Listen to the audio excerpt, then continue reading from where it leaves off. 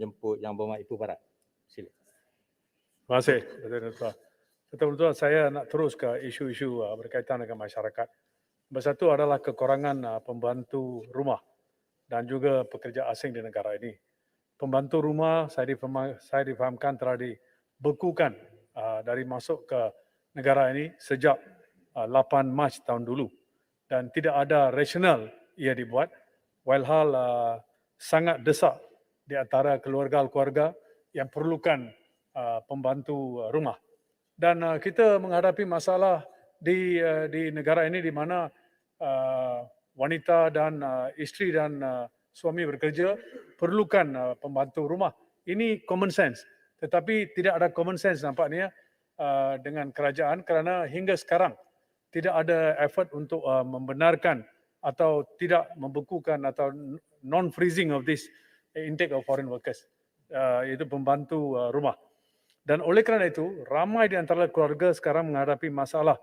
Di antaranya adalah orang-orang tua yang terpaksa mengantar mereka ke rumah penjagaan dan juga ramai di antara pekerja orang-orang yang sedang bekerja terpaksa melepaskan pekerjaan kerana perlu menjaga anak dan juga di mana special children perlukan pembantu rumah yang khas untuk menolong mereka.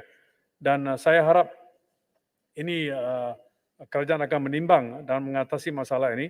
Walhal pada masa sebelum MCO, seramai 3,000 ke 6,000 pembantu rumah setiap bulan dibenarkan masuk ke negara ini. Sekarang mereka balik lepas kontrak habis, mereka tidak dibenarkan mengambil majikan atau ibu bapa tidak dibenarkan mengambil pembantu rumah. Dan masalah yang menjadi ini adalah apa yang dibuat oleh kerajaan, saya minta maaf nak katakan tidak masuk akal langsung. Kerana walhal dengan pembekuan ini, nampaknya ia terpakai kepada semua orang. Tidak yang betul.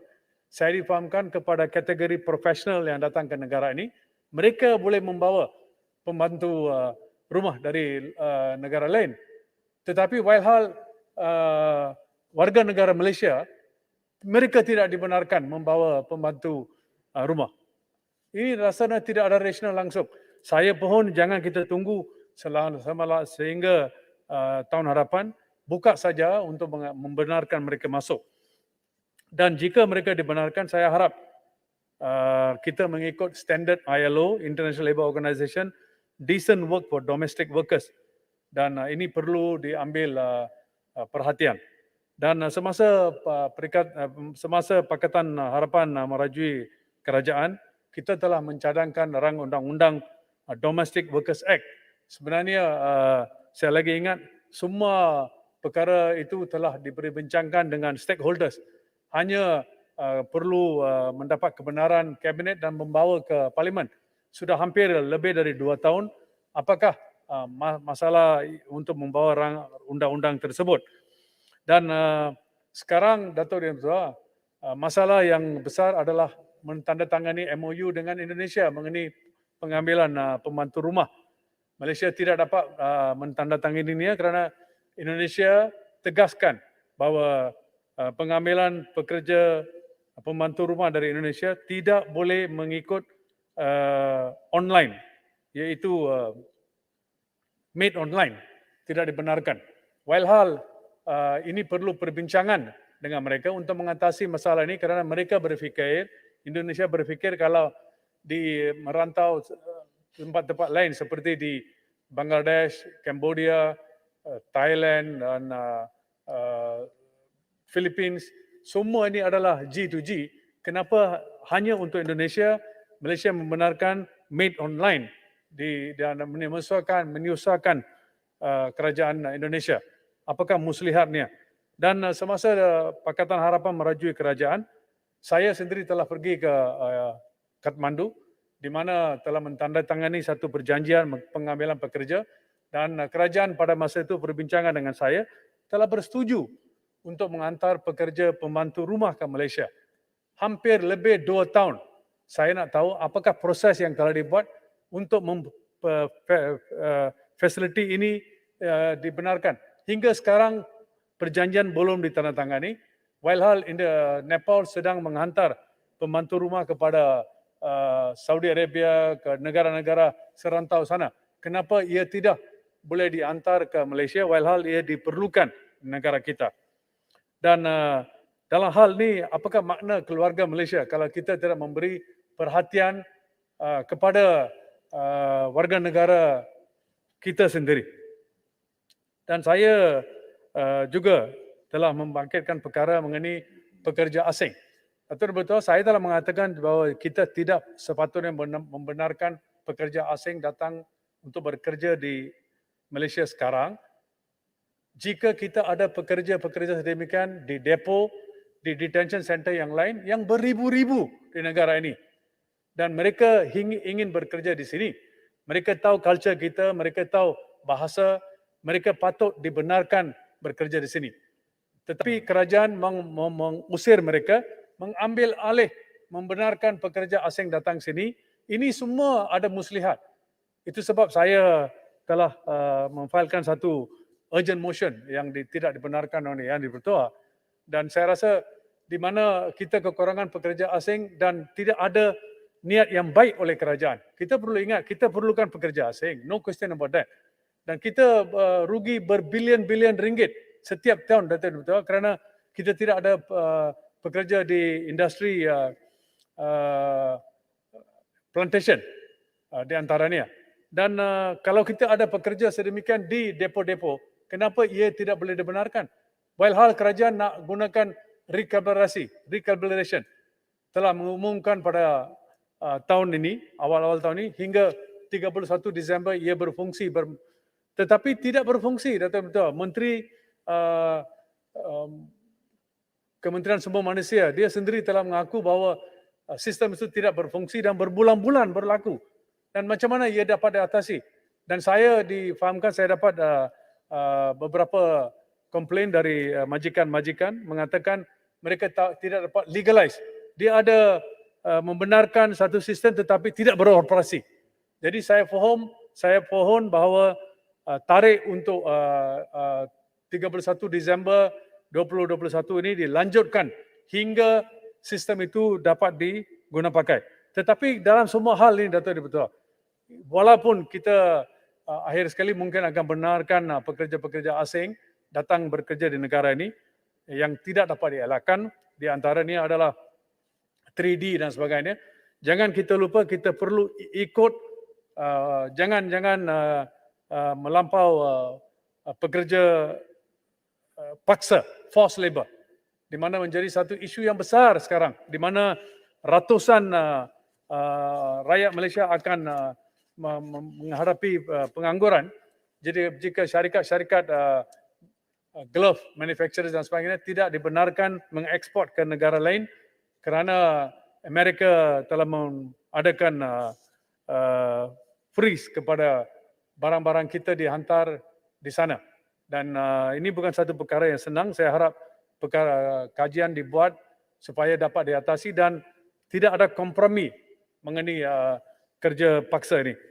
Dan juga saya hairan, walaupun MOU yang telah tanda tangani dengan kerajaan, kita telah membuat beberapa cadangan. Saya sendiri telah menghadiri satu mesyuarat dengan Menteri Kewangan, dengan lain-lain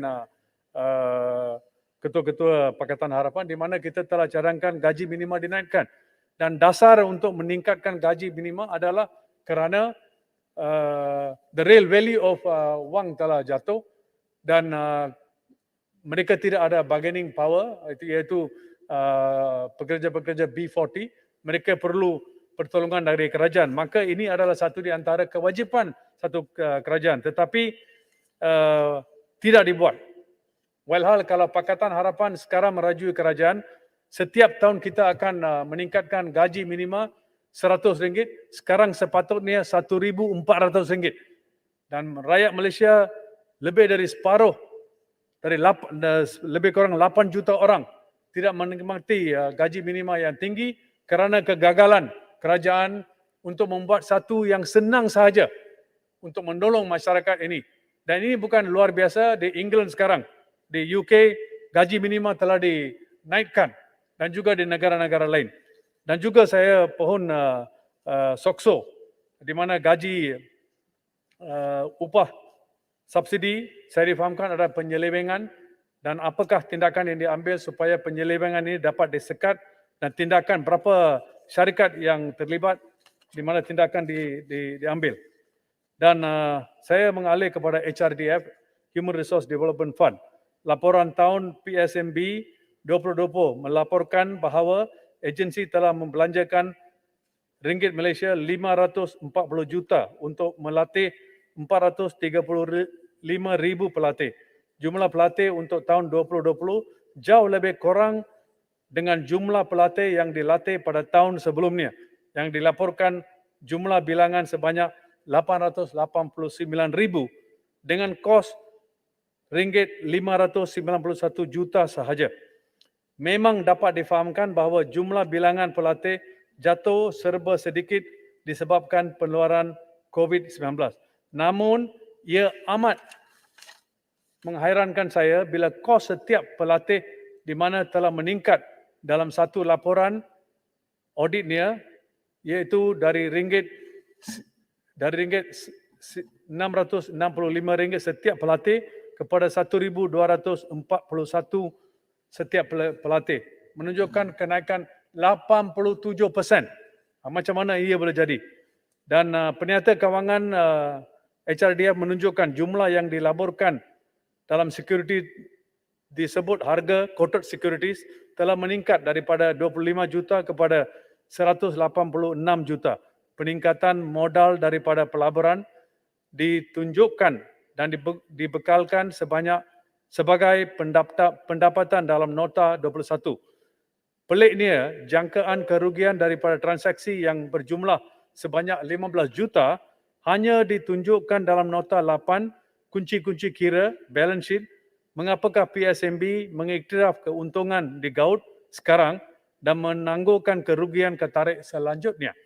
Institusi yang melabur dalam security bukan sahaja melabur dalam portfolio saham blue chip, mereka bahkan juga akan mempunyai penganalisis kewangan bertauliah.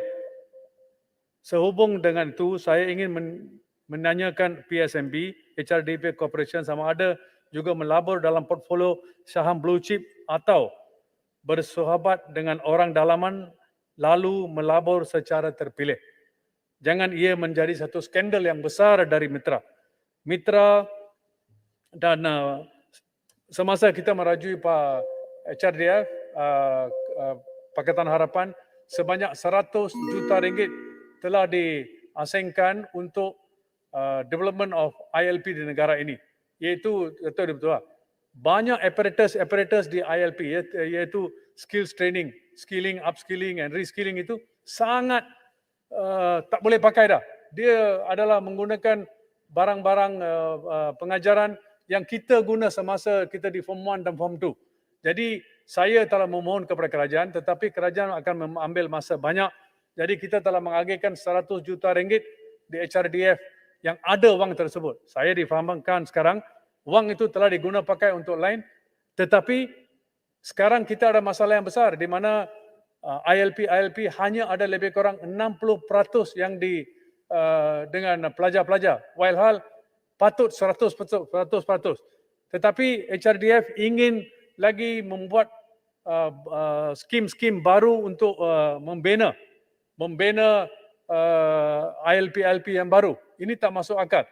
Semua menteri di negara ini, Dato' Dipertua yang menjadi Menteri Sumber Manusia atau timbalan Menteri Sumber Manusia pada masa mereka menjadi menteri, ada sekurang-kurangnya satu ILP dibina di kawasan mereka. Saya telah memberhentikan perkara tersebut. Dan ini nampak satu kelalaian. Akhir sekali adalah mitra Dato' Dipertua, di mana jutawan wang telah wrongly used, dan sekarang ada satu kempen Save Mitra Public campaign, dan saya difahamkan cadangan-cadangan yang dibuat.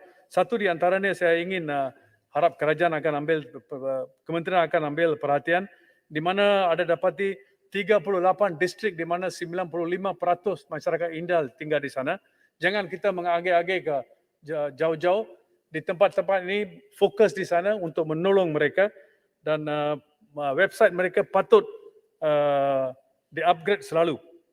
Akhir sekali Datuk Ibu saya pohon agar select committee, saya telah berbincang dengan Datuk Ibu dulu, di seluruh dunia keutamaan diberi kepada Kementerian Sumber Manusia. Hanya di Malaysia is a second class ministry. Walhal semua kita ni bekerja cari makan. Works is the most important, tetapi tidak ada select committee sedemikian. Dan tengok di UK, di England atau di Amerika dan sebagainya, bila pembentukan kabinet pun diberi perhatian yang lebih kepada Kementerian Sumber Manusia. Saya harap kerajaan akan mengambil perkara ini seberapa segera dan menubuhkan satu select committee khas untuk Kementerian Sumber Manusia kerana kita sekarang ada lebih dari 60% rakyat Malaysia sedang bekerja. Semua ini adalah berkaitan dengan pekerjaan. Terima kasih Datuk Ibu. Terima kasih Yang Berhormat Ibu Barat.